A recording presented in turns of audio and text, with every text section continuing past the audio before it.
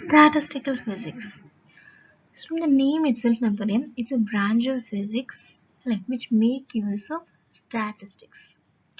The definition, it's a branch of physics that uses methods of statistics and probability theory in solving physical problems. അതായത് നമ്മൾ ഇത്രയും നാളും നമ്മുടെ Newton's loss അല്ലെങ്കിൽ different equations of motion വെച്ചൊക്കെ solve ചെയ്തിട്ടാണ്. ഇപ്പം നമ്മുടെ സിമ്പിൾ പെൻഡുലം അല്ലെങ്കിൽ നമ്മുടെ ഹെലിക്കൽ സ്പ്രിംഗ് ഇതൊക്കെ നിങ്ങൾ എന്താണ് ഇക്വേഷൻസ് ഓഫ് മോഷൻ വെച്ച് നമ്മൾ സോൾവ് ചെയ്തിട്ടുണ്ടായിരുന്നല്ലേ. അപ്പം ഇങ്ങനെ ഇക്വേഷൻസ് വെച്ച് സോൾവ് ചെയ്യാൻ പറ്റില്ല, അല്ലെങ്കിൽ ഡിഗ്രീസ് ഓഫ് ഫ്രീഡം കൂടുതലാണെങ്കിൽ നമ്മൾ സിമ്പിൾ പെൻഡുലം ചെയ്തപ്പോഴെന്താണ് ഒരു ഡിഗ്രി ഓഫ് ഫ്രീഡം അല്ലെങ്കിൽ ഒരു ജനറലൈസ് കോർഡിനേറ്റ് നമുക്ക് ഉണ്ടായിരുന്നുള്ളൂ. അതുപോലെ തന്നെ നിങ്ങളുടെ അഡ്വേഴ്സ് മെഷീൻ ചെയ്തപ്പോഴും നമുക്ക് ഒരു ഡിഗ്രി ഓഫ് ഫ്രീഡം അല്ലെങ്കിൽ ഒരു ജനറലൈസ് കോർഡിനേറ്റ് വെച്ചിട്ടാണ് നമ്മൾ ചെയ്തത്. സപ്പോസ് നമുക്കൊരു വലിയ സിസ്റ്റം ഉണ്ട്, ആ സിസ്റ്റത്തിൽ കുറേ നമ്പർ ഓഫ് പാർട്ടിക്കിൾസ് ഉണ്ട് നമുക്ക് അല്ലേ. അപ്പോൾ ഓരോ പാർട്ടിക്കിളും നമുക്ക് ഇക്വേഷൻ എടുത്തിട്ട് നമുക്ക് സോൾവ് ചെയ്യാൻ പറ്റില്ല. ആ കേസിലാണ് നമ്മൾ എന്തിലേക്ക് വരുന്നത്? Statistical physics. അപ്പോൾ നമ്മൾ അവിടെ യൂസ് ചെയ്യുന്നത് നമ്മുടെ ഫിസിക്സിന്റെ ലോസ് യൂസ് ചെയ്യും, പക്ഷെ അതിൻ്റെ കൂടെ എന്തും കൂടെ നമ്മൾ കൊണ്ടുവരും? സ്റ്റാറ്റിസ്റ്റിക്സും പ്രോബബിലിറ്റി തിയറിയും കൂടെ. അപ്പോൾ എന്താ ഈ സ്റ്റാറ്റിസ്റ്റിക്സ് എന്ന് പറയുന്നത്? സപ്പോസ് നമുക്കൊരു പോപ്പുലേഷൻ്റെ ഡീറ്റെയിൽസ് ആണ് വേണ്ടുന്നത്. അവിടെ നമുക്കൊരു പെർട്ടിക്കുലർ ഇക്വേഷൻ ഇല്ല നമുക്ക് സോൾവ് ചെയ്യാൻ. നമ്മൾ എന്താ ചെയ്യുന്നത്? ഒരു പോപ്പുലേഷൻ അല്ലെങ്കിൽ ചെയ്യണമെങ്കിൽ ഒരു സർവേ നടത്തണം അല്ലേ. നമ്മൾ ഓരോ വീട്ടിൽ കയറും, അവിടുന്ന് ഡേറ്റ കളക്ട് ചെയ്യും അല്ലേ. അടുത്ത വീട്ടിൽ കയറും, അവിടുന്ന് ഡേറ്റ കളക്ട് ചെയ്യും. അങ്ങനെ ഈ ഒരുപാട് ഡേറ്റ എന്ത് ചെയ്യും? നമ്മൾ കളക്ട് ചെയ്തിട്ട് അതിനെ നമ്മൾ ആദ്യം ഓർഗനൈസ് ചെയ്യണം അല്ലേ. നല്ല രീതിയിൽ ഓർഗനൈസ് ചെയ്ത് വെച്ചിട്ട് വേണം അതിനെ അനലൈസ് ചെയ്യാൻ. ഓരോ എത്ര മെമ്പേഴ്സ് ഉണ്ട് അതിനെ അനലൈസ് ചെയ്ത് നമുക്കൊരു റിസൾട്ടിലേക്ക് കൊണ്ടുവരാം, അല്ലെങ്കിൽ ഒരു ഇന്റർപ്രിട്ടേഷനിലേക്ക് എത്താം. ആ കിട്ടിയ ഇന്റർപ്രിട്ടേഷൻ നമ്മൾ എന്ത് ചെയ്യും? പ്രസന്റ് ചെയ്യും. അതാണ് നമ്മൾ സ്റ്റാറ്റിസ്റ്റിക്സ് എന്ന് പറയുന്നത്. അതേപോലെ തന്നെ പ്രോബിലിറ്റി, നമുക്കൊരു ഷ്യൂരിറ്റി പറയാത്തൊരു സാധനം. ഇപ്പം നമ്മൾ കോയിൻ ടോസ് ചെയ്യുമ്പോൾ തന്നെ ഇവൻ ഹെഡ്സ് ആവാം ടെയിൽസ് ആവാം, നമ്മൾ ഷുവർ അല്ല. അവിടെ നമുക്ക് പ്രോബബിലിറ്റി മാത്രമേ പറയാൻ പറ്റൂ. ഈ പ്രോബബിലിറ്റിയും സ്റ്റാറ്റിസ്റ്റിക്സും കൂടെ ചേർത്ത് ഫിസിക്കൽ ലോ കമ്പൈൻ ചെയ്ത് നമ്മൾ സോൾവ് ചെയ്യുന്ന ഒരു പ്രോബ്ലമാണ് എന്ത്? Used in statistical physics. Next is when and why we use statistical physics. അതായത് എന്തിനെപ്പോൾ നമ്മൾ സ്റ്റാറ്റിസ്റ്റിക്കൽ ഫിസിക്സ് എന്നൊരു ബ്രാഞ്ച് യൂസ് ചെയ്യുന്നു. അത് നമ്മൾ ഓൾറെഡി പറഞ്ഞ പോലെ തന്നെ നമ്മളൊന്ന് സിമ്പിൾ പെൻഡുലം സോൾവ് ചെയ്തപ്പോഴും, അതായത് നിങ്ങൾ ക്ലാസിക്കൽ മെക്കാനിക്സിൽ ലാഗ്രാഞ്ചിയൻ ഹാമിൽട്ടോണിയൻ ഇതൊക്കെ വെച്ചിട്ട് നിങ്ങൾ സോൾവ് ചെയ്തിട്ടുണ്ടായിരുന്നു. അവിടെയൊക്കെ നമുക്കൊരു പെർട്ടിക്കുലർ ഇക്വേഷൻ ഉണ്ട് അല്ലേ. ഒരു ഇക്വേഷൻ വെച്ച് ഈസി ആയിട്ട് നമുക്ക് സോൾവ് ചെയ്ത് ഒരു ഇക്വേഷൻ ഓഫ് മോഷൻ കിട്ടും. അവിടെയൊക്കെ ഡിഗ്രീസ് ഓഫ് ഫ്രീഡത്തിൻ്റെ എണ്ണം വളരെ കുറവായിരുന്നു. 1, 2, 3 ഡിഗ്രീസ് ഓഫ് ഫ്രീഡം മാത്രമേ നമുക്ക് ഉണ്ടായിരുന്നുള്ളൂ. പക്ഷേ നമ്മളൊരു സിസ്റ്റം എടുക്കുന്നു, അതിനകത്ത് കുറേ നമ്പർ ഓഫ് പാർട്ടിക്കിൾസ് ഉണ്ടല്ലേ. അത് കുറേ മോളിക്യൂൾസ് ഉണ്ട്. ഈ മോളിക്യൂൾസിനകത്ത് എന്തുണ്ട്? ആറ്റംസ് ഉണ്ട്. ആറ്റംസിനെ വീണ്ടും നമുക്ക് സബ്ഡിവൈഡ് ചെയ്യുമ്പോൾ ഇവിടെ ഇലക്ട്രോൺസും പ്രോട്ടോൺസും ന്യൂട്രോൺസും എല്ലാം ഉണ്ടല്ലേ. ഈ ഓരോ പാർട്ടിക്കിളും ഒരു ഇക്വേഷൻ എടുത്തിട്ട് അപ്ലൈ ചെയ്ത് നമുക്ക് സോൾവ് ചെയ്യാൻ പറ്റില്ല. അങ്ങനത്തെ കേസിലാണ് നമ്മൾ എന്ത് യൂസ് കൊണ്ടുവരുന്നത്? സ്റ്റാറ്റിസ്റ്റിക്കൽ ഫിസിക്സ് കൊണ്ടുവരുന്നത്. നോക്കിയേ, the application of ordinary laws of mechanics to a physical system containing large number of particles is impossible. And the reason due to mathematical complications. അതായത് ഈ ഓരോ പാർട്ടിക്കിളും ഇക്വേഷൻ എടുത്ത് അപ്ലൈ ചെയ്ത് സോൾവ് ചെയ്യുക എന്ന് പറയുന്നത് it is very difficult. That is, it is impossible to solve the problem of a macroscopic body.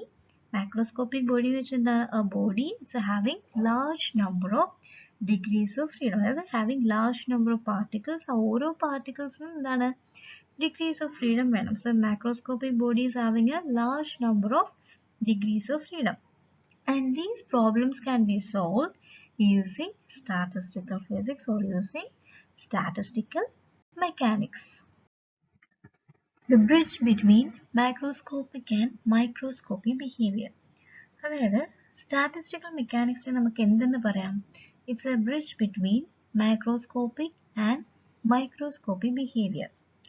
ഒരു system എടുക്കുകയാണെങ്കിൽ നമുക്കറിയാം അതിനകത്ത് കുറേ പാർട്ടിക്കിൾസ് ഉണ്ടാവും, അതായത് കുറേ മോളിക്യൂൾസ് ഉണ്ടാവും.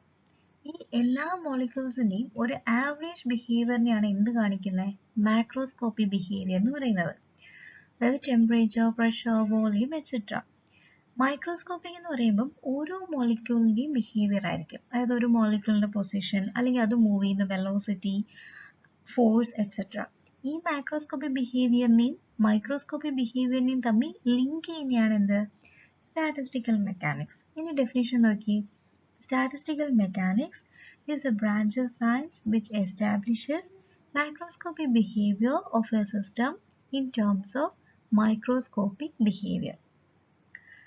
ഇനി സ്റ്റാറ്റിസ്റ്റിക്കൽ മെക്കാനിക്സ് എന്ന് പറയുമ്പോൾ അത് ഇൻഡിവിജ്വൽ പാർട്ടിക്കിൾസിനെ കുറിച്ചല്ല എക്സ്പ്ലെയിൻ ചെയ്യുന്നത്, but on an average of the system. അതായത് ആ മെനി മോളിക്യൂളില്ലേ, ആ മെനി മോളിക്യൂൾ ബിഹേവിയർ ആയിരിക്കും എക്സ്പ്ലെയിൻ ചെയ്യുന്നത് സ്റ്റാറ്റിസ്റ്റിക്കൽ മെക്കാനിക്സ്. അതായത് statistical mechanics doesn't deal with individual particles of the system but on an average of the system. Next is statistical probability. അതായത് ഒരു event നടക്കാനുള്ള probability. നമ്മൾ ഓൾറെഡി പറഞ്ഞു, നമ്മളൊരു കോയിൻ ടോസ് ചെയ്യുമ്പോൾ either heads അല്ലെങ്കിൽ tails. അപ്പം അതിന് പ്രോബിലിറ്റി എന്തായിരിക്കും? 50%. ഹെഡ്സ് ആവാനുള്ള പ്രോബിലിറ്റി 50%, അല്ലെങ്കിൽ tails ആവാനുള്ള പ്രോബിലിറ്റി 50%. അപ്പോൾ ടോട്ടൽ കേസ് എന്താണ്? Heads or tails. അപ്പോൾ ടോട്ടൽ നമ്പർ ഓഫ് കേസസ് അവിടെ എന്ത് വരും? 2 വരും. ഹെഡ് വീഴാനുള്ള ചാൻസ് എന്താണ്? 1.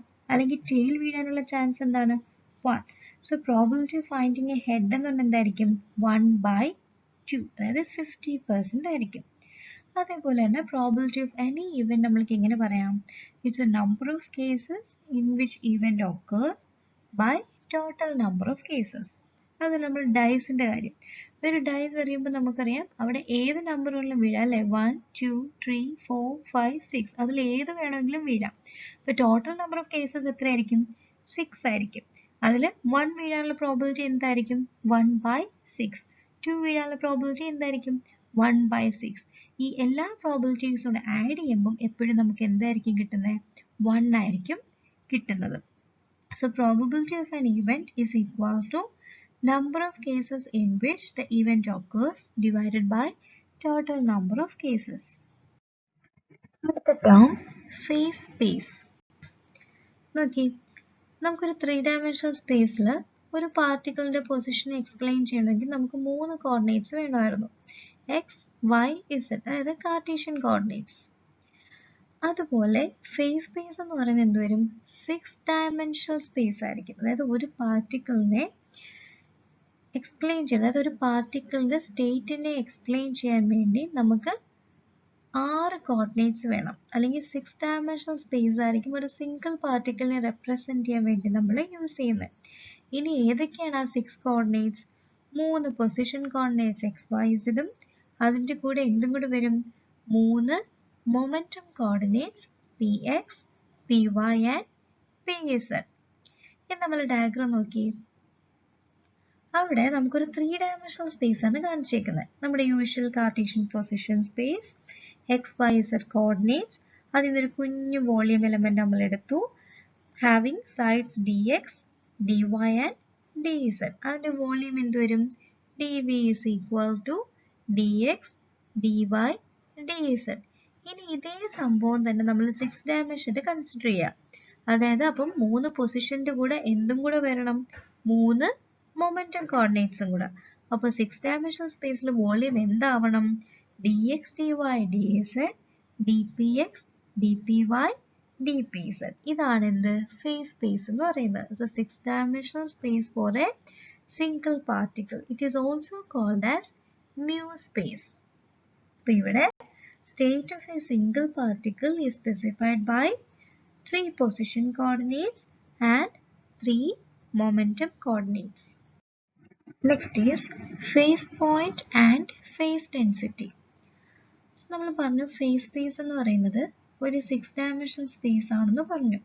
അതായത് ഒരു സിംഗിൾ പാർട്ടിക്കിളിന്റെ സ്റ്റേറ്റിനെ എക്സ്പ്ലെയിൻ ചെയ്യാൻ വേണ്ടി നമുക്ക് 6 കോർഡിനേറ്റ്സ് വേണമായിരുന്നു.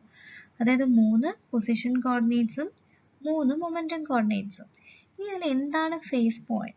ഒരു ഇൻസ്റ്റന്റ്ലെസ് സ്റ്റേറ്റ്, അതായത് ഒരു പാർട്ടിക്കിളിന്റെ ഇൻസ്റ്റന്റേനിയസ് സ്റ്റേറ്റിനെ റെപ്രസെന്റ് ചെയ്യാൻ വേണ്ടി യൂസ് ചെയ്യുന്ന പോയിന്റ് ആണ് എന്ത്? ഫേസ് പോയിന്റ് എന്ന് പറയുന്നത്. അപ്പൊ സ്റ്റേറ്റിനെ റെപ്രസെന്റ് ചെയ്യാൻ വേണ്ടി നമുക്ക് 3 മൊമെന്റം കോർഡിനേറ്റ്സും 3 പൊസിഷൻ കോർഡിനേറ്റ്സും വേണമായിരുന്നു. അതിൽ ഒരു ഇൻസ്റ്റന്റ്ലെസ് സ്റ്റേറ്റിനെ കാണിക്കുന്ന പോയിന്റ് ആണ് എന്ത്? Phase point or representative point എന്ന് പറയുന്നത്. And the number of phase points per unit volume is called phase density, and the element of volume in the phase space is termed as a cell. ആ cell ആണ് നമ്മൾ നേരത്തെ കാണിച്ചത് അതിൽ 3 dimension കാണിച്ചിരിക്കുന്ന അതേപോലെ 6 ഡയമെൻഷൻ കൺസിഡർ ചെയ്യുക. അതിൻ്റെ ആ ഒരു വോളിയമാണ് എന്ത്, ഒരു സെല്ലായിട്ട് പറയുന്നത്. അപ്പോൾ സെല്ലിൻ്റെ വോളിയം എന്ത് വരും, D V is equal to D X D Y D Z D P X D P Y D P Z.